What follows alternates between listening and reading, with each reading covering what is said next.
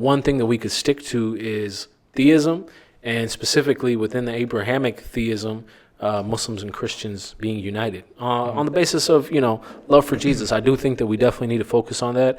I think there's a tremendous amount of parallels that exist in the two faiths, and a natural propensity, at least from the theology, to do good, to spread peace, to spread love, to spread cheer, be optimistic, work together, bring humanity closer together.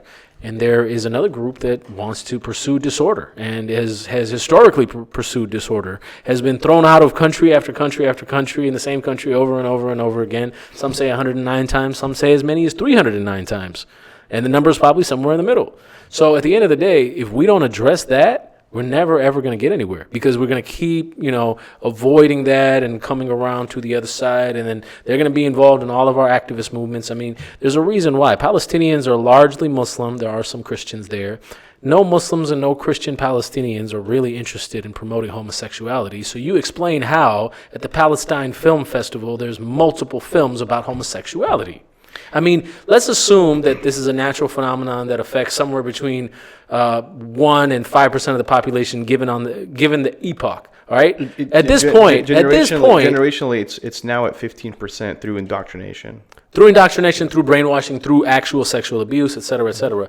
But then, if we're talking about 1 to 5% of the population, why is it that they have to have such a large platform, a megaphone to announce their sexuality to the rest of us and really hammer it into us? I mean, I don't have a problem with people doing whatever they want to do behind closed doors. But why do I got to hear about it? Why is it something that I got to support? It's not enough that you hear about it. You must agree with it. You must support it. And if you don't unconditionally support it, that's where they're labeling you as all these different labels. In 2009, I told a close friend of mine that if we weren't sucking dick by 2014, that we'd be called homophobic. Yeah, you have to do it. You have to suck dick if you don't want to be homophobic. This is how absurd it is. I think it was in the porn industry. I can't recall what it was, but it was something to the line of that. If a female porn star was refusing to do a scene with like a transgender or some other, whatever it was, you can extrapolate different scenarios, they were labeled as transphobic. It's kind of like, let's say you're a porn star and you don't want to do gay porn. You're all of a sudden this homophobic. What the fuck is wrong with you? But that's the absurdity.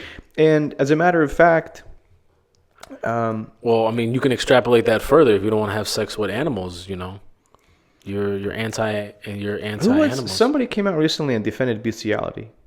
I think it was. There's a lot of people engaging in it. Chunky Yogurt from the Young Cenk Turks. Uygur? Yeah. Well, he's a classic degenerate. Yeah, absolutely. He's a disgusting fat ass slob, and he Chunky Yogurt. Chunky Yogurt. Fat fuck. That's dope. Yeah, I like that. Chunky Yogurt. I think I stole that from Mark Dice, but okay. He is obviously he's on the liberal left extreme side, and he needs to defend the masculinity of liberals. So he pretends to be this tough guy, and he's not. He's a fucking cuck. But he likes to use these terms to describe people on the right, which is really hysterical. But with that being said, I was reading this thing. So throughout COVID, a lot of these quote-unquote teachers now, what they do is, and I was thinking about this, they're teaching kids, they're introducing themselves as a teacher to, let's say, a third grade class or a bunch of second graders or first graders, whatever you want. And the teacher will, as they introduce themselves, they'll say, I'm a he, she, or they, or whatever. So they use the gender pronouns. And this is why I think it's dangerous, and it finally makes sense why they made the gender pronouns like an official thing through the legal definition textbook, and they made it into this protected class where in certain states, like I think New York, if you misgender someone, you can get charged. Because now the teachers can indoctrinate children and nobody can complain about it. Because if you complain about it, now you're misgendering and you're being a phobic, racist, whatever you want to say. They want to be able to indoctrinate children with this stupid filth and not have any ramifications and not have the, parents be up in arms. I mean, could you imagine 10, 15, 20 years ago, second graders being, having drag queen story hour? People would lose their shit. Well, these people are mentally ill. Gender dysphoria is an illness. Absolutely. Homosexuality, in our opinion, is an illness. And it's not really opinion. I mean, if you look at it from the perspective of the DSM. The SRM, yeah. The DSM, I mean, it was categorized as a mental illness until 1973 when another card-carrying tribe member named Robert Spitzer, I believe it was June of 1973, opened up a proposal about taking it out, and ultimately it was taken out. And now it's no longer categorized as mental illness, and I'm sure all these other, extrapolated forms of degeneracy that have come from that also are no longer considered mental illness, including transgenderism, chopping off your penis, pretending to be a woman, and then further now, pedophilia, because the normalization of pedophilia, we've been talking about that for a very long time. Also a very important tribal agenda, and there's books on this subject. There's a woman named Judith Levine who has written a book about the subject, about how it's completely normal for children to be attracted to grown-ups in a sexual way and vice versa.